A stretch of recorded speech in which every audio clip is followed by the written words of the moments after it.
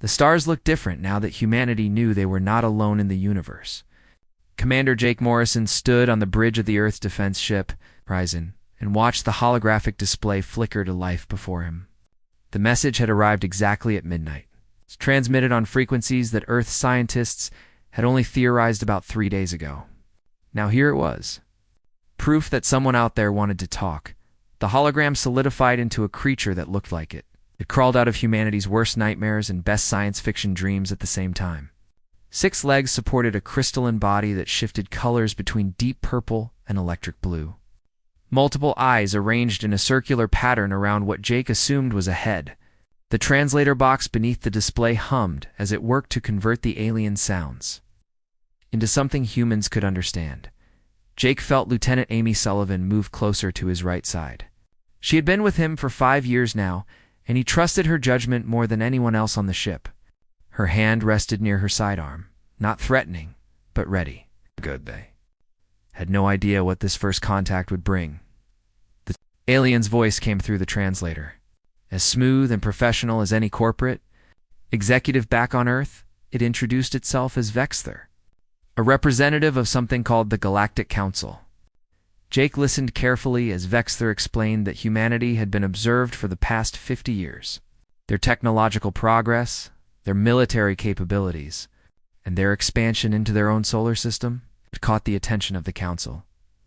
Vexther said the Council governed over 400 species across 12 galaxies.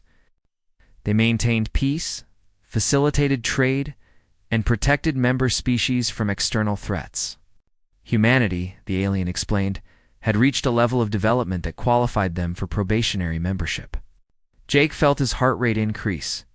This was it. The moment that would change everything for Earth. Amy leaned in and whispered without taking her eyes off the hologram. She asked if this felt too easy to him. Jake nodded slightly. He had the same thought. First contact stories always involved years of communication, misunderstandings, cultural exchange.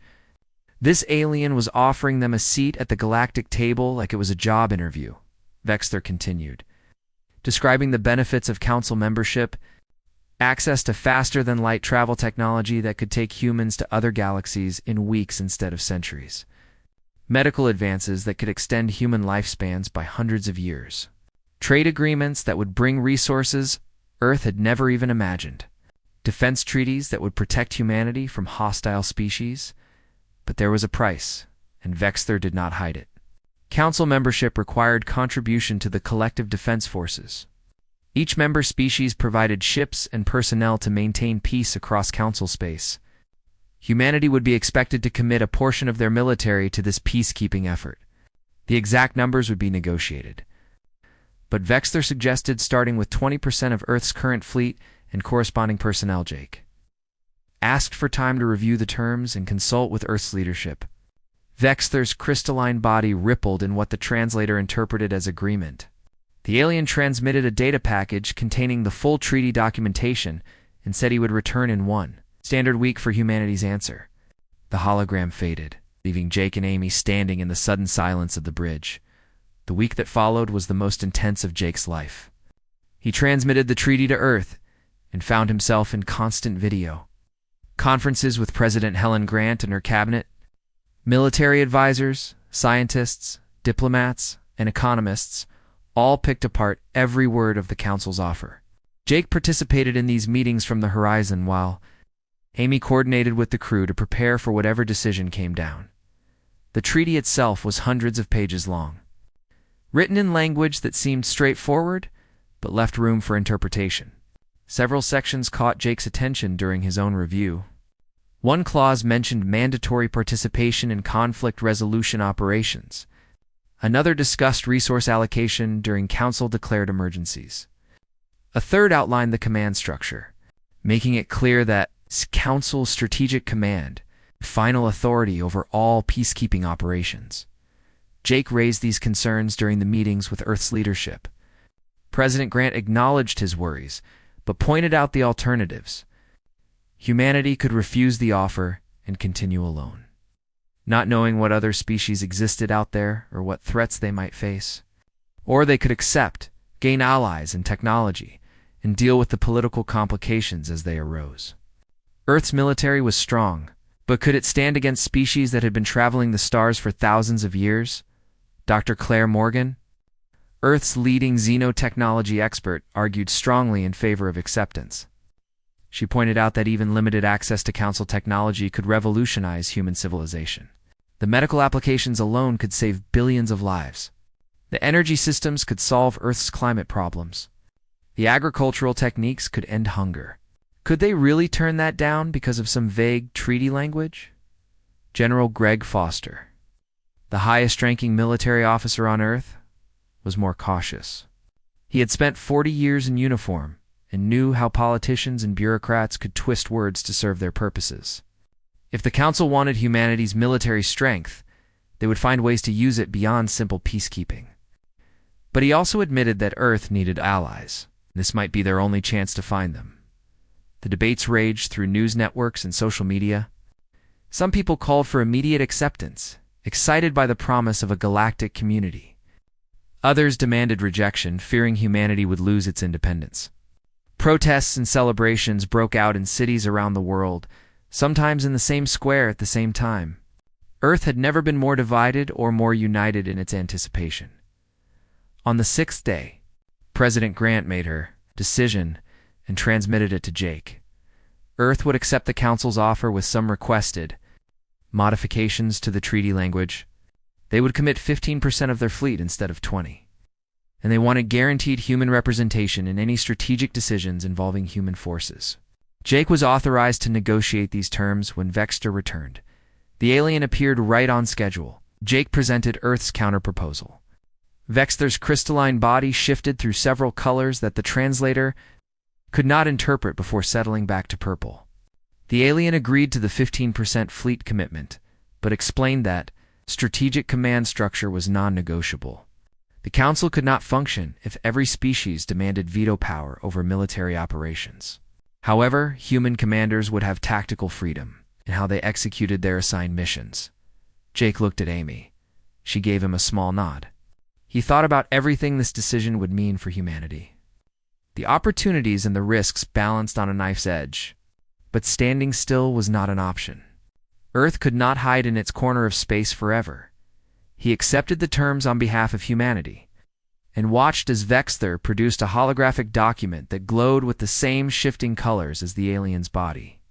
Jake pressed his hand against it and felt a strange warmth spread through his palm. The treaty was sealed. Humanity was now a probationary member of the Galactic Council. Vexter's final words before ending the transmission were both welcoming and ominous. The alien said that humanity's first assignment would arrive within days, and that Earth should begin selecting personnel for deployment immediately. "Welcome to the galactic community," Vexter said, "and may your service bring honor to your species." After the hologram faded, Amy spoke quietly. She said that something about how Vexter emphasized first assignment made her uncomfortable. Jake agreed, but kept his concerns to himself. They were committed now. Whatever came next, humanity would face it together. He just hoped they had made the right choice.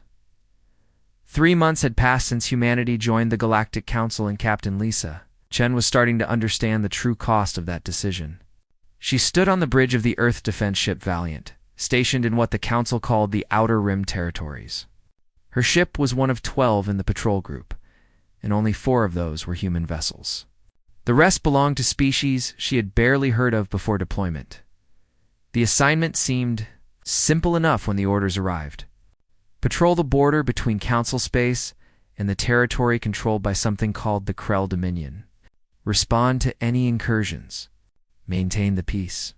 Standard peacekeeping work, or so the Council's briefing materials claimed. Lisa had read those materials a dozen times. During the 3-week journey to this remote sector, what the briefing materials did not mention was that the Council had been deliberately antagonizing the Krell for decades. Lisa learned this from Captain Gianar, reptilian officer from a species called the Vrex, who commanded one of the Allied ships. Gianar had been serving in Council forces for 12 years and had seen this pattern before. The Council would assign newer member species to volatile borders, provoke the enemy just enough to trigger a response. then use the resulting conflict to justify further military expansion. Lisa asked why the Vrex, another experienced species, went along with it. GNR's answer chilled her, because refusing orders meant expulsion from the council, loss of all trade benefits, and potential military action against the disobedient species. The council framed everything as voluntary cooperation, but the reality was closer to extortion, serve or face isolation, and possible destruction. Commander Nick Harper, Lisa's second in command, had been listening to the conversation with growing anger. He was a career military officer who joined Earth's Space Navy because he believed in protecting humanity and exploring the stars. This was not what he signed up for. He asked Lisa what they should do with this information. Lisa told him to document everything and prepare an encrypted report for Earth Command. If the Council was using humanity as cannon fodder, then Earth's leadership needed to know. But until they received new orders from home, they had to maintain their position and follow their current assignment. Desertion would give the Council an excuse to take action against Earth. That conversation happened 4 days ago. Now Lisa watched her sensor displays and wished she had trusted her instincts and withdrawn her ships when she had the chance. Ensign Peter Walsh called out from the sensor station with alarm in his voice. Multiple contacts dropping out of hyperspace at the edge of scanner range. Initial count showed 20 vessels, then 30, then 47 Krell warships, all of them. And they were moving directly toward the human patrol group with obvious hostile intent. Lisa's tactical officer brought up the formation analysis, and the news got worse. These were not patrol craft or scouts. These were heavy cruisers and battleships, the kind of vessels you brought when you wanted to completely destroy your enemy. Lisa immediately opened a priority channel to Council Command. Her transmission was clear and urgent. This was Captain Chen of the Valiant requesting immediate reinforcement. They were facing a Krell fleet that outnumbered them 4-1. They needed help, and they needed it now. The response came back within seconds, but the voice on the other end sounded bored rather than concerned. A council officer whose species Lisa did not recognize acknowledged her request and told her to hold position. Reinforcements would arrive as resources permitted. The channel went dead before Lisa could ask what resources permitted actually meant. Nick stared at her with disbelief on his face. He said what they were both thinking. The council was leaving them here to die. This was the plan all along. Use the humans and other junior species as a shield while the council's primary fleet stayed safe in the core territories. Lisa looked around her bridge at the young men and women who trusted her to bring them home. Most of them were on their first deep space deployment. They joined because they wanted to serve humanity's first interstellar mission. It's not because they wanted to die in someone else's political game. The Krell fleet was closing fast. Lisa had maybe 10 minutes before they entered weapon range. She opened a channel to all ships in the patrol group and gave orders that would probably end her career. All vessels were to break formation and fall back to the secondary defensive position 3 lidars away. They were not going to sit here and get slaughtered for the Council's convenience. 8 ships immediately acknowledged and began turning away from the Krell advance. But 3 vessels, all crewed by species that had served the Council for years, refused to move. Their commanders cited standing orders to hold position regardless of enemy strength. Lisa tried to convince them to retreat, but they would not listen. Years of conditioning had taught them that disobeying the Council was worse than death. Lisa watched in horror. As the Krell fleet reached those 3 ships, the battle lasted less than 4 minutes. The Krell showed no mercy, and the Council ships had no chance. Explosions bloomed in the darkness of space, and then there was nothing left but debris and radiation. Lisa forced herself to look away and focus on saving the ships that had listened to her, the Valiant and the 8. Other vessels that broke formation managed to reach the secondary position, but the Krell did not pursue them. That was strange. If the Krell wanted to destroy Council forces, why not chase down the retreating ships? Unless this was never about destroying Council forces. Unless this was about sending a message or responding to a provocation that Lisa knew nothing about. The retreat took 6 hours, and Lisa spent every minute of it preparing her report and trying to contact Council Command for extraction orders. She got nothing but automated responses telling her to stand by for further instructions. It was only when her ships reached a Council garrison station that she finally got through to a live officer. The officer listened to her report with what seemed like practiced indifference. He told Lisa that strategic losses were an unfortunate but necessary part of maintaining galactic peace. The 3 ships that stayed and fought had died with honor. Her decision to retreat would be reviewed by a Council military tribunal. In the meantime, she was relieved of command pending investigation. Lisa could not believe what she was hearing. She had saved 9 ships and hundreds of lives, and the Council was treating her like a criminal. Nick stepped forward and started to argue, but Lisa put a hand on his arm to stop him. Getting angry would not change anything. The Council had shown its true face, and now they needed to make sure Earth saw it too. That night, after being confined to quarters on the garrison station, Lisa used her personal communication device to send an encrypted message to Earth. She bypassed all official Council channels and used a frequency that only Earth's military intelligence would be monitoring. The message was short and direct. The Council had set them up. Humans were being used as disposable soldiers, while Council elite forces stayed safe. 3 ships and their entire crews were dead because the Council wanted to provoke the Krell. Something had to change, and it had to change soon. Lisa did not know if her message would reach Earth or if anyone would believe her. She did not know what would happen to her career or if she would ever command a ship again. But she knew she had done the right thing. She had saved lives and exposed the truth.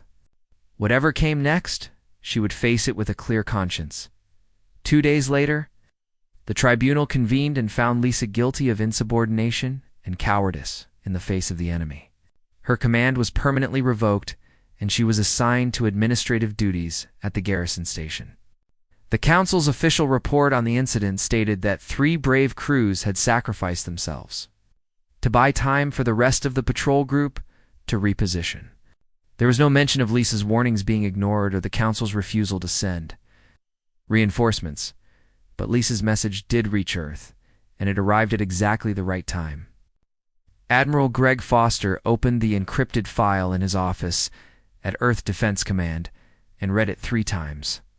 Then he picked up his secure phone and called President Helen Grant. They had suspected something like this might happen, but having confirmation from an officer in the field changed everything. It was time to start preparing for the day when humanity would stop playing by the Council's rules and start writing their own. Admiral Greg Foster sat in the secured conference room deep beneath Earth's Defense Command headquarters and watched the faces of the people who would help decide humanity's future. President Helen Grant occupied the head of the table, her expression grave as she reviewed the classified reports spread before her.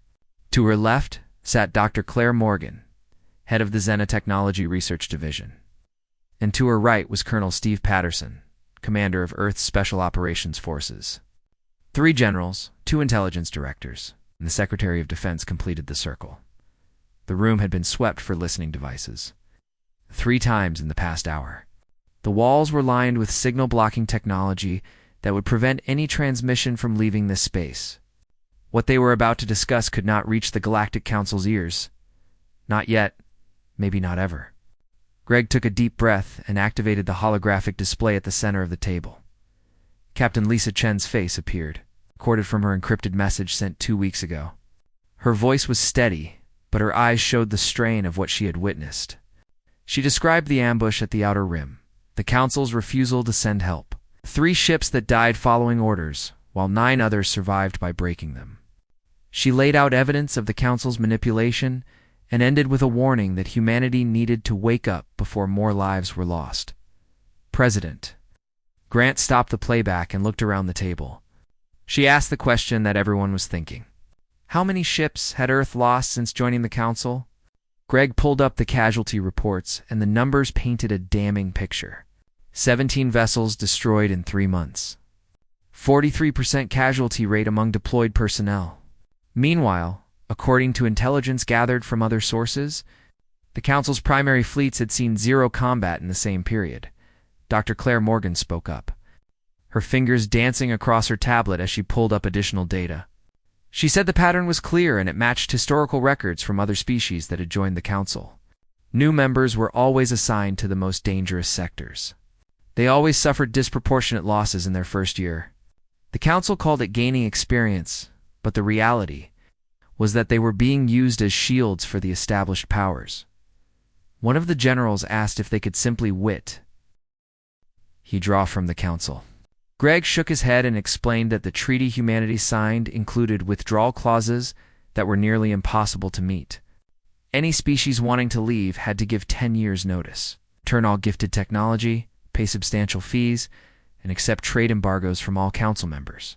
Oh, and the council reserved the right to use military force to recover any strategic assets, which apparently included trained personnel and ship designs that incorporated council technology. Claire added another bombshell to the discussion. She had been analyzing the treaty documents with her team of lawyers and scientists for the past month. Buried in the fine print were activation clauses that triggered under certain conditions.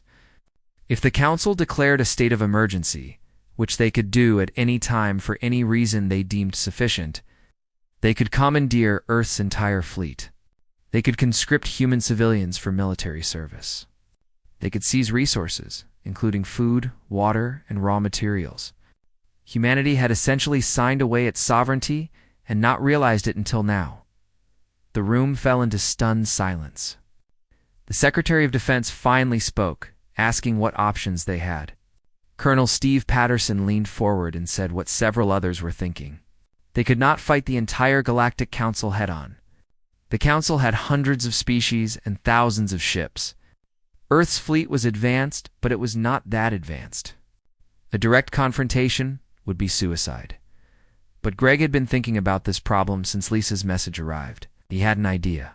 He asked Claire how much of the Council's technology Earth had managed to reverse engineer. Claire smiled for the first time since the meeting began. She said her teams had made significant progress, about 30% of what they had been given access to. But here was the interesting part. The Council's technology was not actually superior to human engineering in every way. She brought up comparison charts showing human and Council technology side by side. Yes, the Council had faster ships and more powerful energy weapons. But their systems were old, some of them thousands of years old, and they had barely changed in centuries. The Council had grown complacent. They improved incrementally, but they did not innovate. Meanwhile, human engineers had been taking their technology apart, understanding how it worked, finding ways to make it better.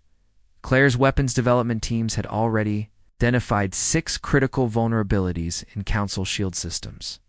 Her propulsion experts had designed a hybrid drive that combined Council hyperspace technology with human fusion reactors to create something faster and more efficient than either system alone. Her materials science division had developed hull plating that was lighter and stronger than anything the Council used. The problem was not that humanity could not compete technologically. The problem was numbers and time. President Grant asked the obvious question. How much time would they need to build a fleet capable of standing independently? Claire did not hesitate. With current production capacity, assuming they could do it in secret, maybe 3 years for a fleet of 200 advanced warships. But they would need resources, shipyard space, and most importantly, they needed to keep the Council from finding out. Greg revealed that preparations had already begun. On his authority as head of military operations and with the knowledge that he might be court-martialed for it if this meeting went badly, Project Sentinel had been running for 2 years, since before humanity even joined the Council. He had suspected that first contact might not go smoothly, and had convinced a few key people to start building insurance. He brought up images of hidden shipyards on the dark side of Luna and in the asteroid belt. Facilities that officially were mining operations or research stations, but actually housed construction, bays, and manufacturing plants. Project Sentinel had already produced 43 advanced warships using hybrid technology. They were not enough to fight the Council, but they were a start. President Grant studied the images and asked why Greg had kept this from her. He explained that plausible deniability was important. If the Council ever discovered Sentinel, The president needed to be able to honestly say she had not authorized it. Greg would take the blame, and Earth's leadership would remain clean. But now that the council's true nature was exposed, it was time to bring the project into the open and accelerate production. Steve Patterson proposed a strategy that would buy them the time they needed. He said humanity should not withdraw or rebel yet. Instead, they should become model members of the council. They should take every dangerous assignment and win. They should become so valuable to the council that losing human forces would hurt the council more than it hurt humanity. Meanwhile, Earth would secretly build its strength until the day came and they could stand alone. Claire pointed out the human cost of that strategy. More ships would be lost. More soldiers would die. Could they justify sacrificing their people for a plan that might take years to complete? Greg said it was brutal but necessary. The alternative was immediate conflict that humanity would lose, or submission to a system designed to exploit them forever. At least this way. The people who died would be buying time for Earth's freedom. President. Grant stood and walked to the window that looked out over the city. She was quiet for a long time before speaking. She said the decision was hers to make, and she would not ask anyone else to share the burden of it. Earth would proceed with the plan. They would smile at the council, fight their wars, and learn everything they could about how the galactic system worked. Project Sentinel would expand with full presidential authorization. Every resource Earth could spare would go into building their secret fleet. But she had one absolute requirement. Every human in the field needed to know the truth. The soldiers, the ship crews, the officers making life and death decisions needed to understand what they were really fighting for. They deserved to know that their sacrifices were not for the Council's benefit, but for humanity's future independence. Greg agreed and said he would personally brief every commander in the next month. The meeting continued for 6 more hours as they worked through logistics, timelines, and contingency plans. They discussed how to hide industrial production from Council observers. They planned cover stories for the resources being diverted to Sentinel. They identified which human officers could be trusted with the truth and which needed to remain in the dark for operational security by the time they finished. The sun was rising over the city. President Grant dismissed everyone except Greg and Claire. She told them that this was the most dangerous game Earth had ever played. If the Council discovered what they were doing, the response would be swift and brutal. But if they succeeded, humanity would win true independence and maybe help other species break free from the Council's control. Greg promised her that Project Sentinel would succeed. They would build the fleet, train the crews, and when the time came, Earth would be ready to stand on its own. Claire added that her scientists were already working on weapons and defenses the Council had never seen. When humanity revealed itself, the galaxy would be shocked as they left the conference room. Claire asked Greg if he thought Lisa Chen would want to be part of what came next. Greg smiled and said Lisa would be the first person he called. She had risked everything to warn Earth, and she deserved to see the fruits of that courage. Within a week, Lisa received new orders, recalling her to Earth for reassignment. The Council thought they were punishing her. They had no idea they were sending home one of the architects of their future downfall. 2 years had changed everything for humanity, and the galaxy was starting to notice. Admiral Jake Morrison commanded a battle group of 32 human vessels in the Sigma Quadrant, and his reputation preceded him wherever he went. The humans had won every engagement they had been sent to, often against odds that should have been impossible. Other species whispered about the newcomers who fought like demons and refused to lose. Jake stood on the bridge of his flagship and remembered the day Admiral Greg Foster had briefed him on the truth. That conversation happened 18 months ago in a secured room on Earth. It had transformed Jake's understanding of everything. The Council was using humanity as disposable troops. Earth was building a secret fleet. Every battle Jake fought was buying time for humanity's independence. The knowledge was both liberating and crushing. Since that day, Jake had thrown himself into his work with renewed purpose. He studied the Council's tactics and strategies, learning how they thought and how they fought. He analyzed their ship designs and identified weaknesses. He pushed his crews harder than ever before, not because the Council demanded it, but because humanity needed the best trained forces in the galaxy. Every victory added to human prestige and made the Council more dependent on them. Lieutenant Amy Sullivan approached with a datapad showing their latest orders from Council Command. Jake took it and felt his jaw tighten as he read. The Council wanted human forces to lead an assault on the Krell home system. The objective was to draw out the main Krell fleet, while Council forces moved in to secure outlying colonies. Jake recognized the strategy immediately. Humans were the bait again. It's meant to take massive casualties while the Council reaped the benefits. Amy asked quietly if he was going to accept the orders. Jake Almo. Saint laughed at the question. 2 years ago, he would have had no choice. But now, things were different. He told her to prepare the fleet for departure, but to encrypt a message to Earth Command first. He wanted authorization before committing to what looked like a suicide mission. The response from Admiral Foster came within hours. And it was not what Jake expected. Greg's face appeared on the secure channel with a smile that Jake had rarely seen. The old Admiral said the words that Jake had been waiting years to hear. Project Sentinel was complete. Earth now had a fleet of 200 advanced warships ready to deploy. The time had come for humanity to stop serving the Council and start serving itself. Greg's orders were clear and simple. All human forces were to disengage from Council authority immediately. They would no longer take orders from Council Command. They would no longer fight the Council's wars. From this moment forward, humanity answered only to humanity. Jake could handle the Krell situation however he saw fit, but he was free to make his own decisions. Jake felt something loosen in his chest. A tension he had been carrying for so long that he had forgotten it was there. He looked around his bridge at the crew who had followed him through 2 years of hell.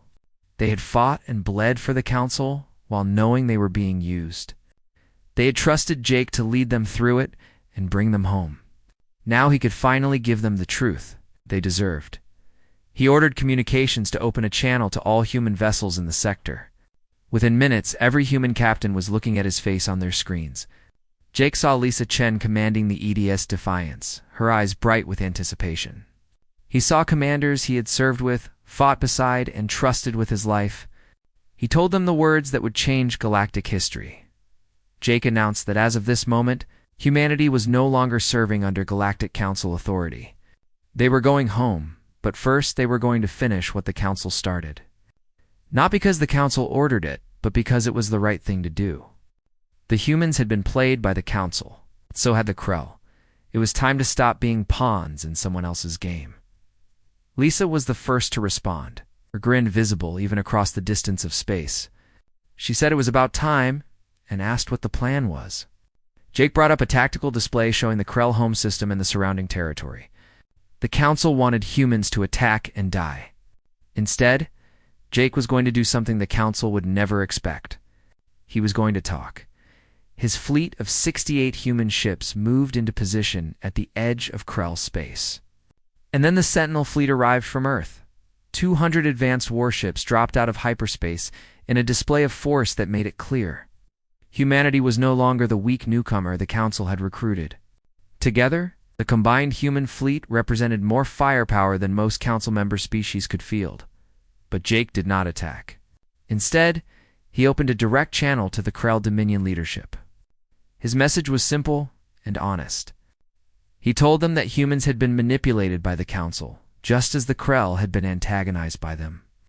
He had evidence of Council, provocations, and deliberate escalations designed to keep both species fighting while the Council profited.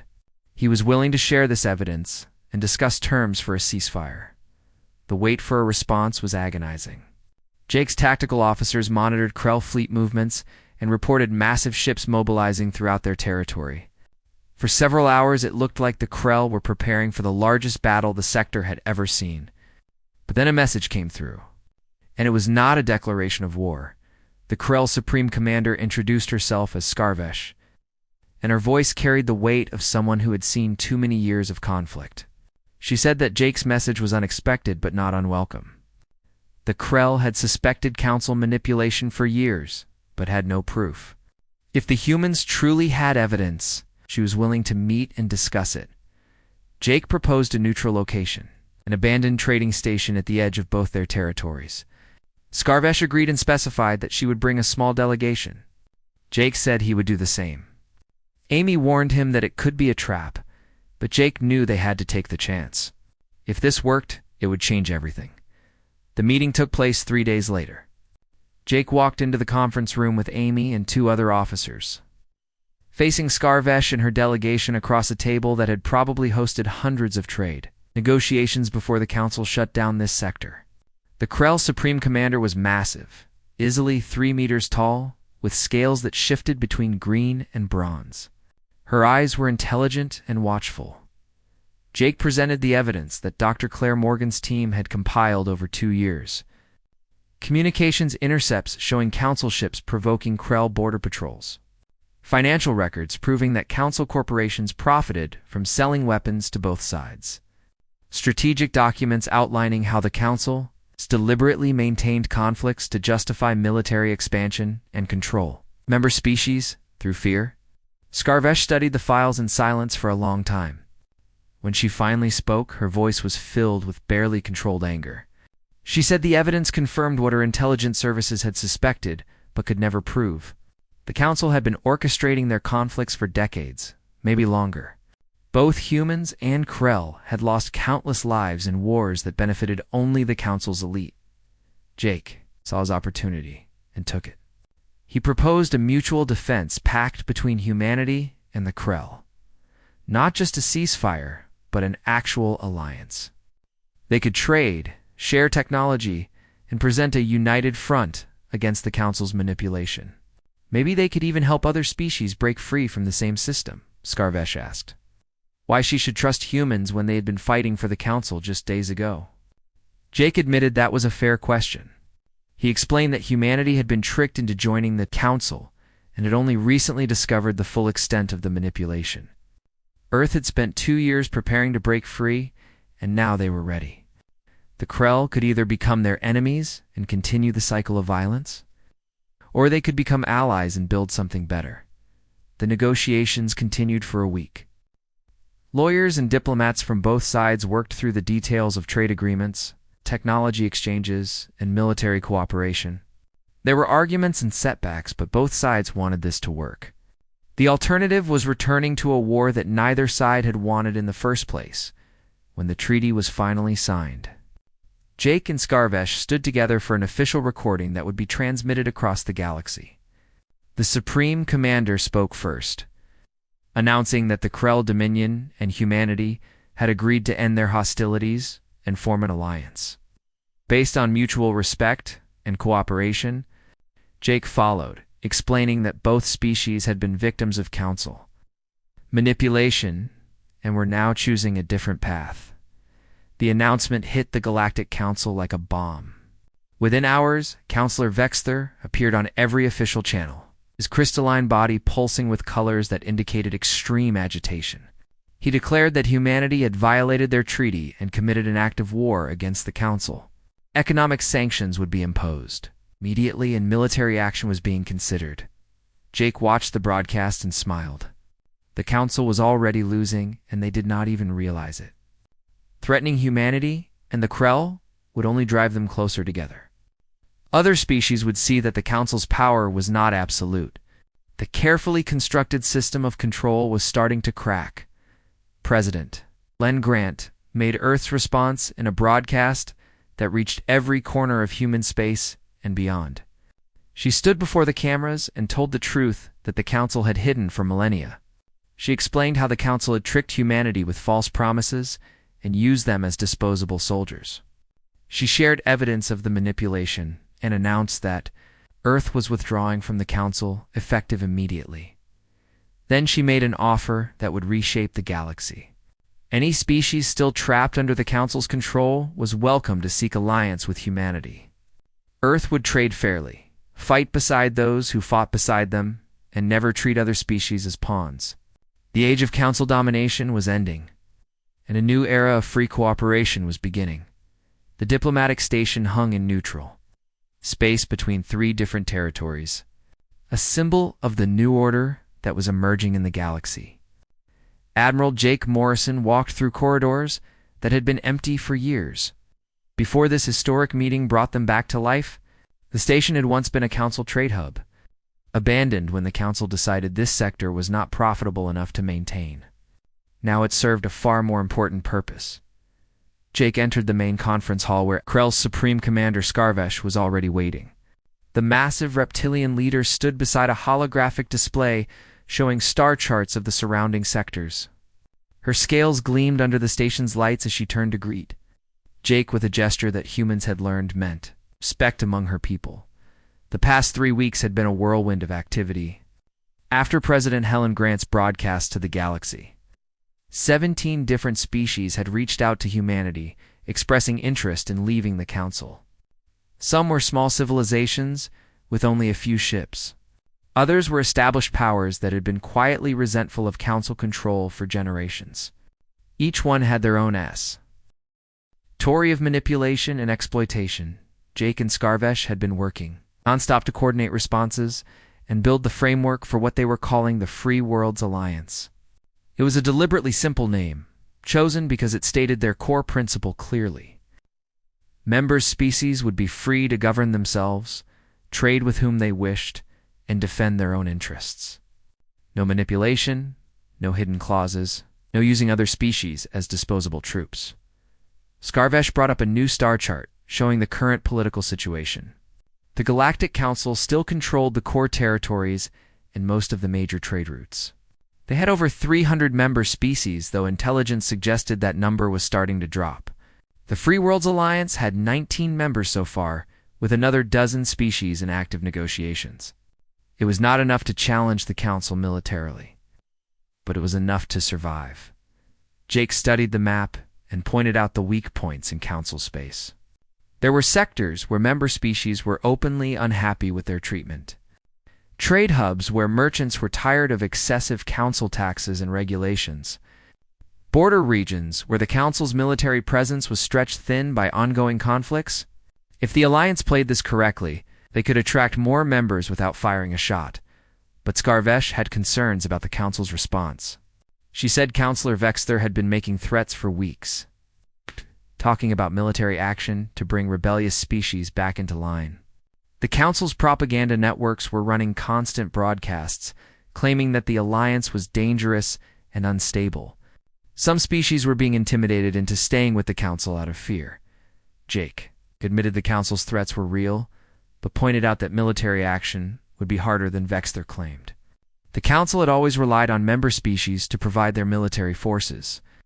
Now that several of their most capable military powers had left, including humanity and the Krell, the Council's actual combat strength was questionable. They could probably crush any single alliance member, but attacking all of them would be costly. The real question was whether the Council would risk showing weakness by doing nothing, or risk overextending themselves by trying to enforce their authority. Jake believed they would eventually try something, probably targeting the weakest alliance member to make an example. That was why the alliance needed to establish collective defense protocols. QUICKLY. Dr. Claire Morgan joined the meeting via hologram from Earth. She had been working with scientists from all 19 alliance species to share technology and establish common standards. Her report was encouraging. The alliance members brought different strengths to the table, and combining their knowledge was producing innovations that none of them could have achieved alone. Claire showed designs for new shield systems that blended human engineering with Krell energy manipulation and crystalline technology from a species called the Lumens. The hybrid shields were 40% more efficient than anything the Council used. She also presented a joint project to build a new class of warship that would become the standard for Alliance defense forces. But the technology sharing went beyond military applications. Medical advances from one species were saving lives across the Alliance. Agricultural techniques were solving food shortages. Energy systems were being upgraded on a dozen worlds. The Alliance was proving that cooperation without exploitation could benefit everyone involved. Scarvesh asked about the status of Project Sentinel and Earth's hidden fleet. Jake smiled and explained that the secret was out now. So they had started integrating Sentinel ships with the regular Earth defense forces. The combined human fleet numbered over 400 vessels, making humanity one of the strongest military powers in known space. Add in the Krell Armada and the forces from other Alliance members, and they had a defensive capability the Council could not ignore. The meeting was interrupted by an urgent communication from Admiral Greg Foster on Earth. His face appeared on the holographic display looking grim. The Council had just made their move, he reported. A Council fleet of 80 ships had entered the home system of the Verks, one of the smaller Alliance members. They were demanding that the Vrex government surrender and return to Council authority or face military occupation. Jake felt his blood run cold. The Vrex had only 12 warships, and their homeworld was not heavily defended. Captain Gianar, the Vrex officer who had first warned Lisa Chen about Council manipulation, was there with his people facing an impossible situation. If the Alliance did not respond, the Council would destroy them and use the victory to intimidate other potential defectors. Skarvesh was already calling up fleet positions. The nearest Krell forces were 6 hours away from Vrex space. The closest human ships were Jake's own battle group, which could arrive in 4 hours if they pushed their engines. Other Alliance members were further out, too far to help in time. This was going to come down to whether Jake could reach the Verks before the Council attacked. Jake made his decision in seconds. He ordered his ships to immediate departure and opened channels to every Alliance member. This was what they had been preparing for, he told them. The Council thought they could pick off Alliance members one by one. It was time to show them that attacking one Alliance world meant fighting all of them. His fleet of 42 ships jumped to hyperspace, racing toward the Vrex system. Amy Sullivan stood beside him on the bridge of the flagship, coordinating with the other vessels. She pointed out that they would still be outnumbered almost 2-1 even with the Krell reinforcements. Jake acknowledged the math but said numbers were not everything. The Council crews were used to easy victories against weaker opponents.